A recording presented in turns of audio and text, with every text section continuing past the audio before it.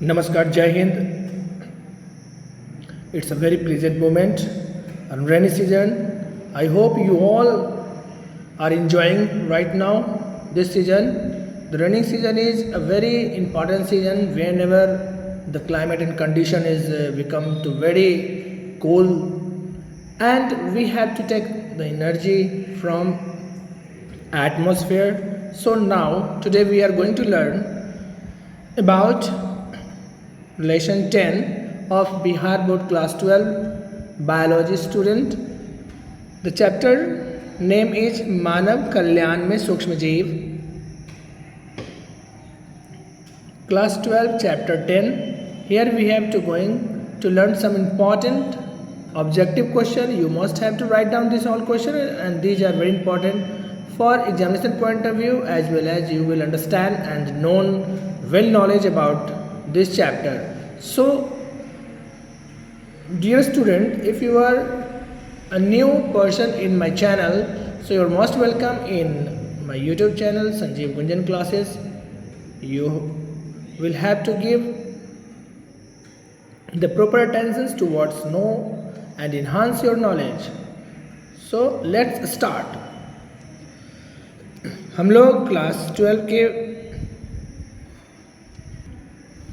Biology से chapter 10 मानव कल्याण में सूक्ष्म जीव के कुछ प्रश्नों को देखते हैं. जी हाँ, तो पहला प्रश्न लोग यहाँ पे देखते हैं कि एल्कोहलिक किण्वन होता है. एल्कोहलिक किण्वन होता है, क्या है यह? तो इसके बारे में जानते हैं कि एल्कोहलिक किण्वन क्या है. तो यहाँ पर आपके पास option A, B, C, D दिए हुए हैं, जिसमें आपका राइट आंसर हो जाएगा एल्कोहलिक किण्वन जो होता है बच्चों, वह ईस्ट द्वारा होता है. तो इसका करेक्ट आंसर B हो जाएगा. B is the correct answer of question number 1. बढ़ते हैं अगले प्रश्न की तरफ. प्रश्न नंबर 2 देखते हैं. निम्न में से कौन सहजीवी नाइट्रोजन स्थिरीकरण है? कौन है जो सहजीवी नाइट्रोजन स्थिरीकरण है? तो यह क्वेश्चन नंबर 2 का आंसर आपका हो जाएगा Frankia. The right answer is D. इसका हो जाएगा फ्रैंकिया. यानी फ्रैंकिया जो हो गया वह सहजीवी नाइट्रोजन स्थिरीकरण है. प्रश्न नंबर 3 की तरफ बढ़ते हैं. देखते हैं प्रश्न नंबर 3 क्या कह रहा है. जैव नियंत्रण में प्रयुक्त होने वाले विषाणु कहलाते हैं. जैव नियंत्रण में प्रयुक्त होने वाले विषाणु कहलाते हैं. तो उन्हें जो जैव नियंत्रण में प्रयुक्त होते हैं ना, वैसे विषाणु को बोलते हैं बैकुलोवायरस. जी हाँ, सही अनुमान है आपका आंसर, और इसका आंसर हो जाएगा a. The correct answer is a. अगले प्रश्न की तरफ बढ़ते हैं. प्रश्न नंबर 4 क्या कह रहा है कि नो स्टॉक में नाइट्रोजिनेन एंजाइम्स उपस्थित होता है. तो कहाँ पे उपस्थित होगा इसका देखते हैं. 4 नंबर प्रश्न का उत्तर. तो 4 का जो ऑप्शन हो गया, इसमें प्रश्न के आधार पर नो स्टॉक में नाइट्रोजिनेज एंजाइम्स जो है ना बच्चों, वो हेटेरोसिस्ट में पाया जाता है. तो इसका करेक्ट आंसर क्या हो जाएगा? बी हो जाएगा. बिल्कुल सही जवाब. इसका अनुमान एकदम सही है. इसका आंसर बी हो जाएगा. आप लोगों का मेरे चैनल संजीव गुंजन क्लासेस में हार्दिक अभिनंदन और स्वागत है. हम लोग ऑब्जेक्टिव कंप्लीट कर रहे हैं. चैप्टर 10 क्लास 12 का 10 तक के चैप्टर का ऑब्जेक्टिव प्रश्नों को यहाँ पर मैं प्रस्तुत कर चुका हूँ. इसके बाद जितने भी और डिस्क्रिप्टिव भी हम लोग चर्चा करेंगे, और आगे इसके बाद हम लोग इसके क्वेश्चन आंसर को जानेंगे, और इसके साथ ही हम लोग चैप्टर वाइज एनालाइज भी करेंगे. पहले हिंदी मीडियम में कंप्लीट कर ले, उसके बाद फिर हम लोग इंग्लिश मीडियम में भी देखेंगे कि कैसे ये हमारे लिए इंपॉर्टेंट होगा. कंपटीटिव पॉइंट ऑफ व्यू से भी इससे हमें कंपटीशन में मदद करेगा, और जो भी नीट और मेडिकल के पैरामेडिकल्स के जो स्टूडेंट तैयारी कर रहे हैं उनके लिए भी बेनिफिशियल होगा. उसके लिए फिर मैं इंग्लिश मीडियम से अलग से बनाऊंगा. फिलहाल हम देखते हैं क्वेश्चन नंबर 5 की तरफ बढ़ते हैं. जैव गैस के उत्पादन में प्रयुक्त होने वाले जीवाणु के समूह हैं. जैव गैस के उत्पादन में प्रयुक्त होने वाले जीवाणुओं के समूह. प्रश्न नंबर 5 की तरफ बढ़ते हैं, और इसका आपका आंसर कौन सा होगा आपके स्क्रीन पर है. आप देख करके अनुमान लगाइए कि इसका आंसर कौन सा होगा. तो इसका हो जाएगा मिथेनोजेन. करेक्ट आंसर हो जाएगा डी. मिथेनोजेन है. इसको जैव गैस के उत्पादन में प्रयुक्त होने वाले जीवाणु का समूह कहा जाता है. प्रश्न नंबर 6 की तरफ बनते हैं. दूध से दही बनाने में किस जीवाणु का उपयोग होता है? बहुत ही मज़ेदार क्वेश्चन है. लैक्टोबैसिलस बोलते हैं जिसके माध्यम से दूध से दही बनता है। तो 6 नंबर प्रश्न का हो गया, दूध से दही बनने की प्रक्रिया में जो जीवाणु काम करता है उसे बोलते हैं लैक्टोबैसिलस। तो इसका करेक्ट आंसर बी हो जाएगा। The right answer is b. बढ़ते हैं अगले प्रश्न की तरफ। 7वां प्रश्न आपके स्क्रीन पर इस प्रकार है, एंजोला का सहजीवी संबंध किसके साथ है? प्रश्न नंबर 7 देखिए पुनः एक बार कि एंजोला का सहजीवी संबंध किसके साथ है? तो इसका आंसर हो जाएगा बी, एनाबीना के साथ होता है। The correct answer is b. अगले प्रश्न को देखिए, स्वतंत्र जीवी अवायवीय नाइट्रोजन स्थिरीकरण जीवाणु है। प्रश्न नंबर 8 का उत्तर कौन सा हो जाएगा? देखिए आप लोग अनुमान कीजिए, गेस लगाइए, और यह सही जवाब है कि इसका आंसर क्या हो जाएगा? Clostridium. Right answer is d. Clostridium जो होता है उसको बोलते हैं स्वतंत्र जीवी अवायवीय नाइट्रोजन स्थिरीकरण जीवाणु।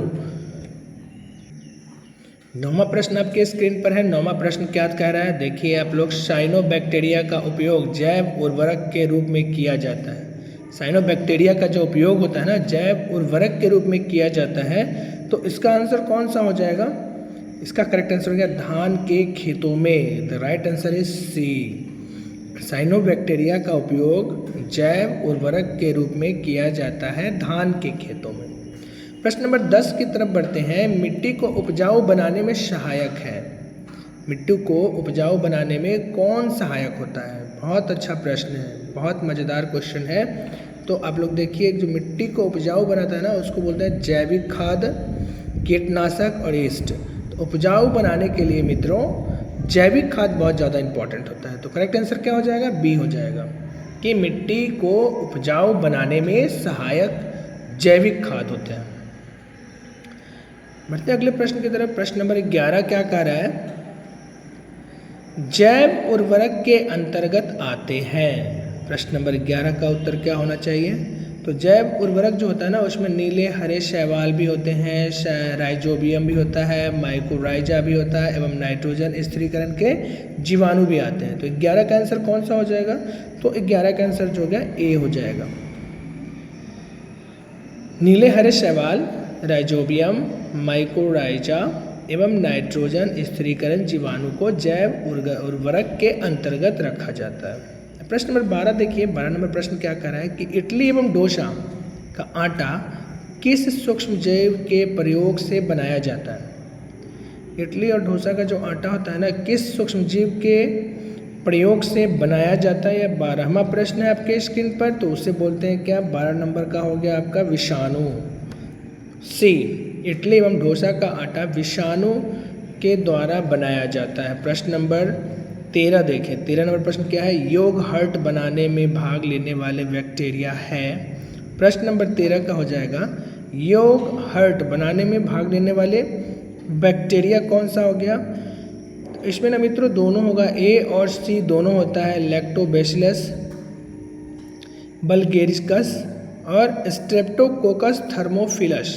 तो इसका आंसर क्या होगा? एकदम सही जवाब है डी इसका होगा, जिसमें दोनों आ जाएगा, ए और सी दोनों आ जाएगा। ये योगहर्ट बनाने में भाग लेने वाले बैक्टीरिया है। इस तरह से हम लोग 13 प्रश्न इधर देखें। अब अगले प्रश्न की तरफ रुझान करते हैं। देखते हैं अगला प्रश्न। 14वां प्रश्न को देखिए। वैसे जीवाणुओं के समूह जो फफूंदी के तंतुओं से जुड़कर जाल जैसी संरचना बनाते हैं कहलाते हैं। यह 14 नंबर प्रश्न हो गया। तो उसको क्या बोलेंगे? जो जाल रूपी संरचना बनाती है उसको बोलते हैं फ्लॉक्स। करेक्ट आंसर इज ए इसका सही हो जाएगा, ए इसका हो गया फ्लॉक्स। अगला देखिए 15 नंबर प्रश्न क्या है? स्पाइरुलिना। स्पाइरुलिना है।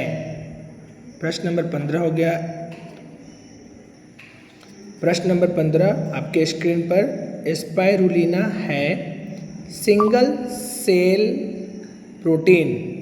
इसका आंसर क्या हो जाएगा? इसका आंसर डी हो जाएगा। 15 का आंसर हो गया D, single cell protein.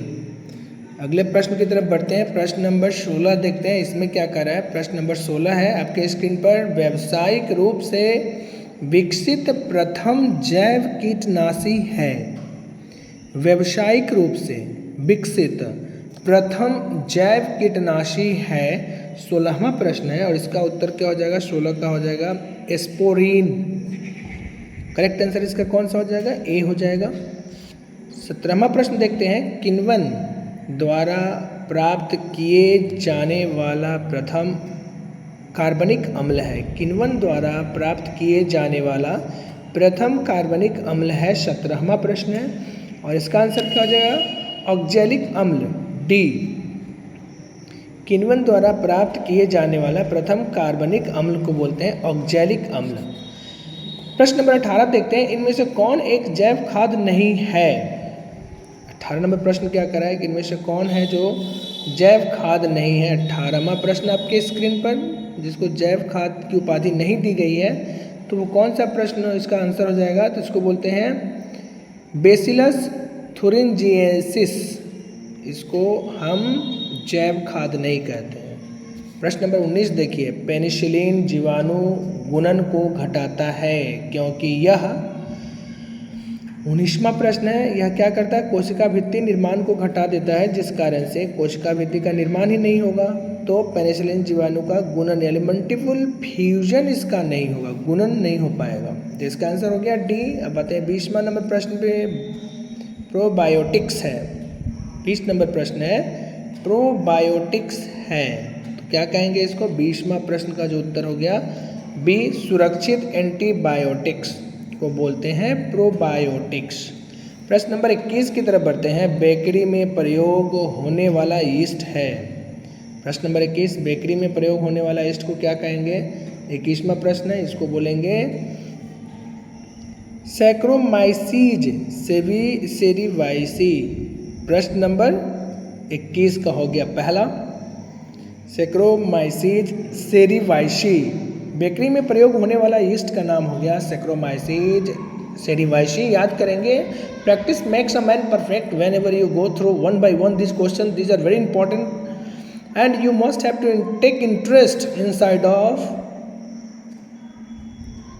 these types of question. You must have to learn, go through one by one and repeat again.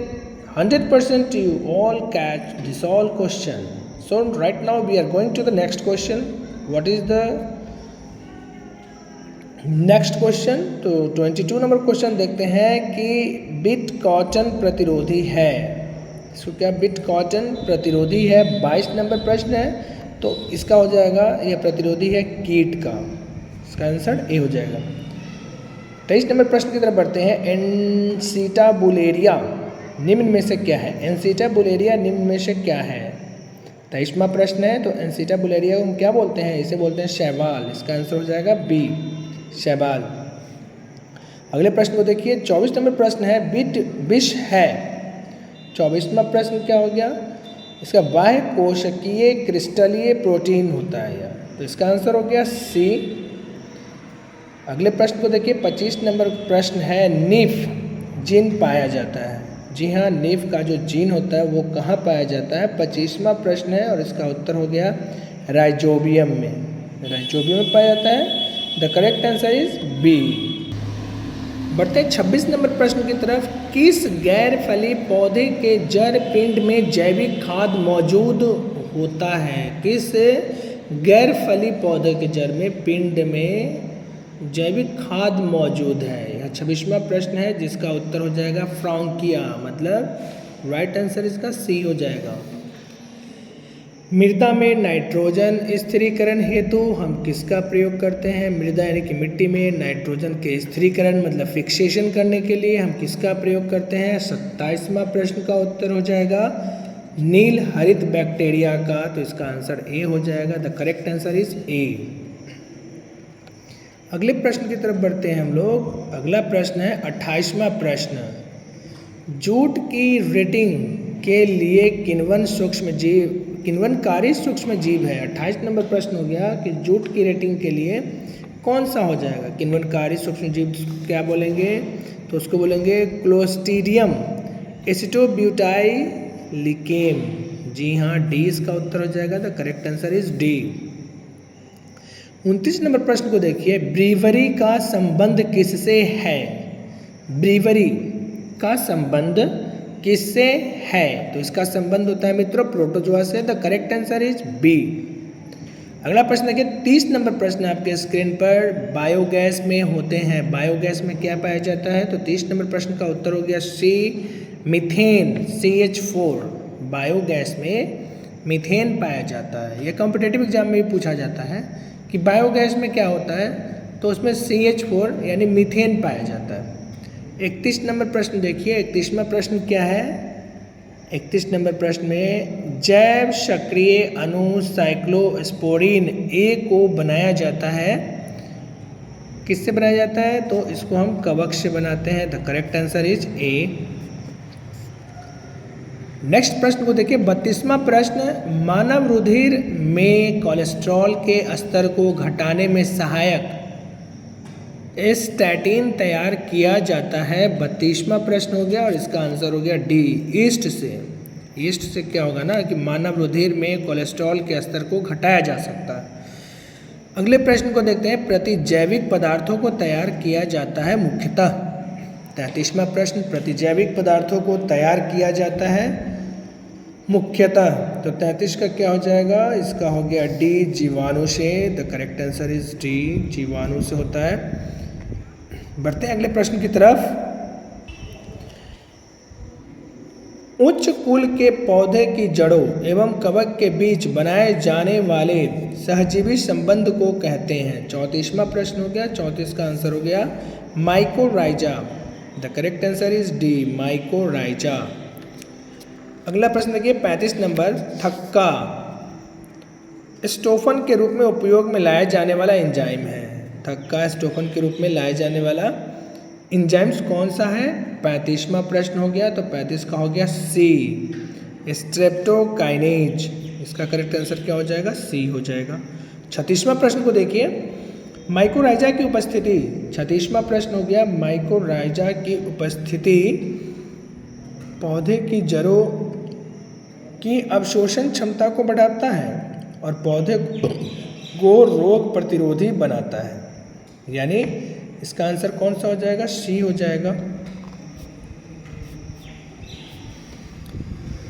37वां प्रश्न देखिए, टेरामाइसिन को प्राप्त किया जाता है। 37वां प्रश्न है कि टेरामाइसिन किसके द्वारा प्राप्त होता है? तो इसका आंसर हो जाएगा स्ट्रेप्टोमाइसिन रेमोसस द्वारा।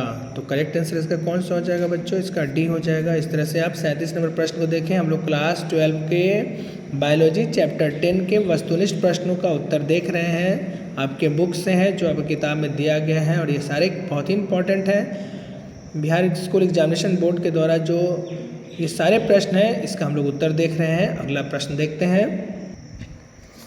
प्रश्न नंबर 38 देखिए, चाय की पत्तियों पर जीवाणुओं की क्रिया से विशेष सुगंध उत्पन्न किया जाना कहलाता है। चाय की पत्ती पर जीवाणु क्रिया से जो सुगंध उत्पन्न होता है ना, वह किस कारण से होता है? तो क्यूरिंग के कारण होता है। इसका करेक्ट आंसर कौन सा हो गया? तो बी हो गया। इस तरह से हम लोगों ने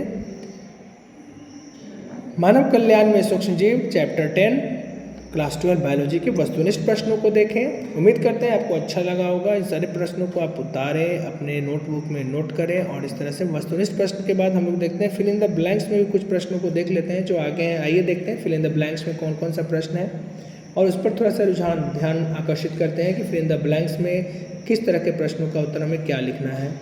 चलिए अब चलते हैं फिल इन द ब्लैंक्स की तरफ।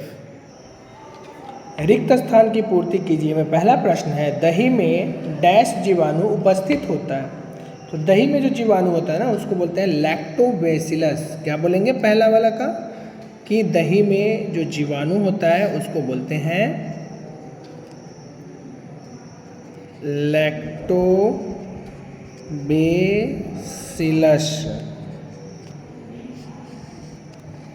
लैक्टोबैसिलस जीवाणु दही में पाया जाता है। दूध से सीधे बना छेना क्या कहलाता है? तो उसे बोलते हैं कच्चा छेना। इसमें हो जाएगा कच्चा छेना। तीसरा प्रश्न है, कवक रोधी जीवाणुविक प्रतिरक्षी पदार्थ डैश है। तो इसका आंसर हो गया पॉलीमिक्सेन। इसमें क्या हो जाएगा? पॉलीमिक्सेन।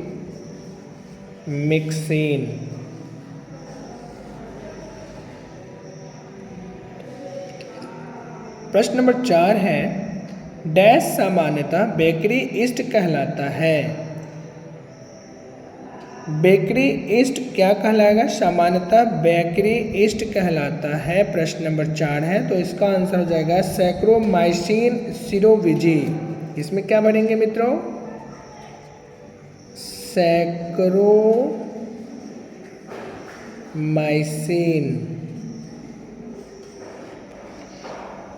सीरोविजी। तो इसका आंसर हो गया सैक्रोमाइसिन सीरोविजी। प्रश्न नंबर 5 है, डैश धान के खेतों में महत्वपूर्ण जैव उर्वरक है। साइनोबैक्टीरिया जो होता है ना, धान के खेतों में महत्वपूर्ण जैव उर्वरक होता है। तो इसका आंसर हो जाएगा साइनोबैक्टीरिया। साइनोबैक्टीरिया। प्रश्न नंबर 6 की तरफ बढ़ते हैं। 6वां प्रश्न क्या कर रहा है? बायोगैस का प्रमुख घटक डैश है। तो 6 नंबर प्रश्न में क्या हो जाएगा? इसको बोलते हैं मीथेन। बायोगैस का प्रमुख घटक मीथेन है। 7वां प्रश्न देखिए, डैश प्रयुक्त पदार्थों के किण्वन में से बायोगैस का उत्पादन होता है। तो ये हो गया 7वां प्रश्न। तो इसका क्या हो जाएगा? सेलुलोज। 7 नंबर का जो हो गया, इसमें हम लोग क्या पढ़ेंगे? सेल्यूलोज। अगला प्रश्न देखिए, मटर के रूट नोड्यूल्स में पाए जाने वाले जीवाणु डैश है। तो 8 नंबर प्रश्न का हो गया राइजोबियम। तो 8 नंबर प्रश्न में क्या पढ़ेंगे? राइजोबियम। 9वां प्रश्न को देखते हैं, डिटर्जेंट के प्रयोग किया जाने वाला, डिटर्जेंट यानी साबुन में प्रयोग किया जाने वाला एंजाइम डैश है।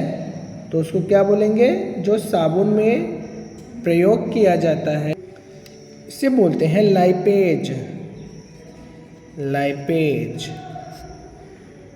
और 10वां प्रश्न है, पेनिसिलिन की खोज फ्लेमिंग नामक वैज्ञानिक ने की थी। फ्लेमिंग नामक वैज्ञानिक के द्वारा की गई थी। इस तरह से वस्तुनिष्ठ प्रश्नों को हम लोगों ने 10 प्रश्नों को यहाँ पर देखा, किसमें क्या होगा, और सबके फिल इन द ब्लैंक्स वाले सभी शब्दों को जाना।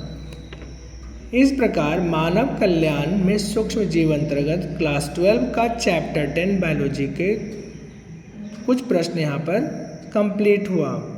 आप अपना बहुत ख्याल रखें। अब मौसम बहुत अच्छा होने जा रहा है, बारिश का मौसम है, मन लगाकर पढ़े, खूब पढ़े। और इस तरह से वीडियो को लाइक, सब्सक्राइब और शेयर करना ना भूलें। धन्यवाद।